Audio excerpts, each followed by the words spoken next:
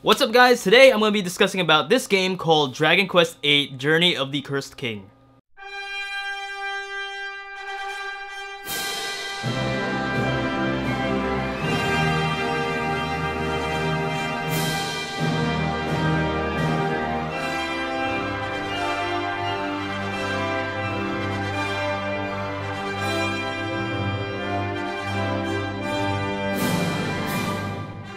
So I was at this local Target last week with my good friend RJ, which speaking of RJ, it's his birthday today. So shout out to him. Happy birthday to you, dude. So I was actually hanging out in the electronics department of the store, and by the TV section, there was like shelves for like cheap games, you know, those clearance section with the tags on like the bottom right corner. It would say clearance on a certain game. Right next to this tile that I actually got for $8, only $8 sealed, was Phineas and Ferb and Puss in Boots for the Wii, and this was kind of like hidden, like inside this little like box type of thing, and you would have to like go through like the other games or like DVDs that were like on top of it, and those two games, like I mentioned, were on top, and I eventually found this game, and I saw like on my phone just to see if it was a good game. I knew actually that I wanted to play a Dragon Quest game at some point in my life, and what do you know, that was actually the perfect moment. RJ actually came along and I told him about it. I told him, dude, this game's only $8.36. Should I get it?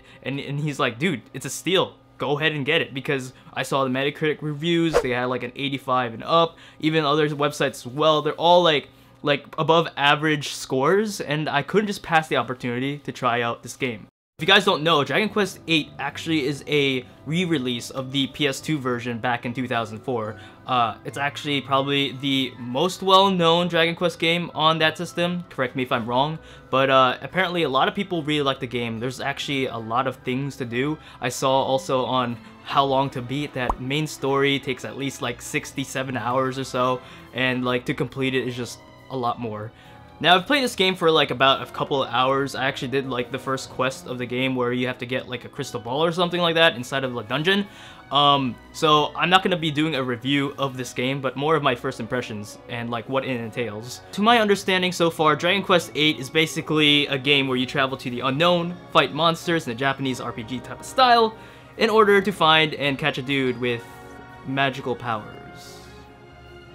I think I nailed it. But even though this is the same plot, the 3DS version actually offers some extra features and enhancements. One of the first things that I actually saw from the back of this box art is actually you can play these two new characters called Red and Mori. Apparently, they are characters already from the game, but they weren't playable in the first version, so I guess now you can play as them, and now you can like switch your party members, which is, I guess, pretty cool. Some other things I kind of admire, like their appearances, the way they act, stuff like that. And I guess new weapons. So I mean, I haven't played the first one, so this is all gonna be new to me, and I'm just gonna think, whoa, look at all the weaponry. Nice. The last one's kind of useless to me, but I mean, I guess it's just a really good feature to have. You can basically take your camera, take pictures, just like in any other like new game we have today. Woo! Oh, and I also forgot to mention that there were random encounters in the original game. So I'm pretty glad that this one doesn't have them this time, otherwise I'd be super pissed to see that nothing happens on the screen but like random battles. Good job, Square Enix. So enough about the game. You guys are probably wondering what the actual suggested prices are on retail stores. Okay, on Target's website, it's actually retailed for $39.99. So in my head, I'm thinking, was this just some mistake that Dragon Quest VIII, this game here, was a mistake to put a red clearance tag on the bottom right corner? Then I went to GameStop, because you know, everyone goes to GameStop, I guess, and it was $24.99 new, but like pre-owned was $29.99. I don't know, GameStop's weird, but like regardless, it was still over $25. So I was like, what? Oh, and also the digital download, I don't know why it's $39.99. That's just a ripoff, honestly. Like, why would you have 3 different freaking prices for the same game? Gosh, GameStop, I hate you.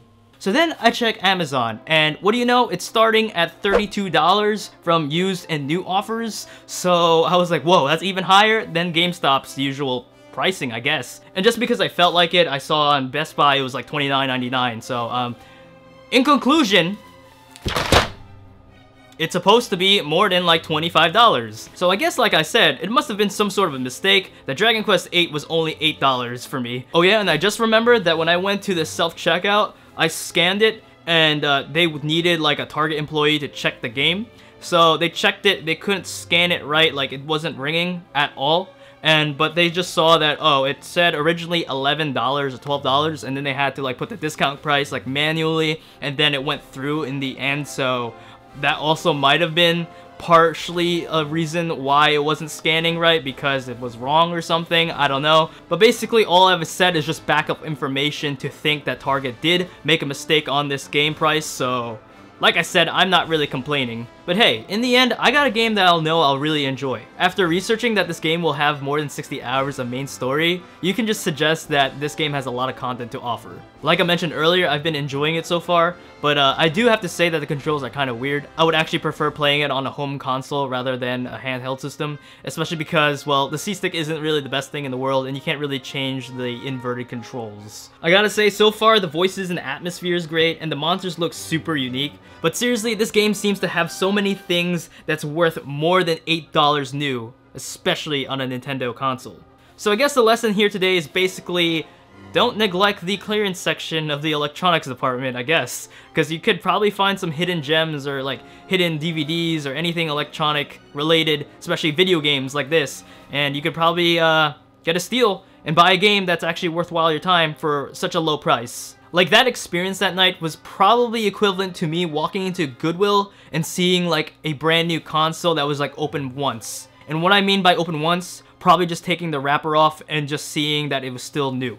So, yeah, that's it. Thanks for listening to my story today, guys. If you enjoyed, be sure to leave a like, subscribe for more videos like these in the future, and in the end, I just want to say, if you are a fan of Japanese RPGs and like the fantasy theme, I suggest you guys to find yourself a Dragon Quest game. Maybe you'll find a game for $8 at a Target store or Walmart or whatever retail store. So, like I said, just go check out the clearance section. Maybe you'll find something really, really good. And yeah, thanks for watching. I'm probably gonna play more later. So catch you all in the next one. Peace.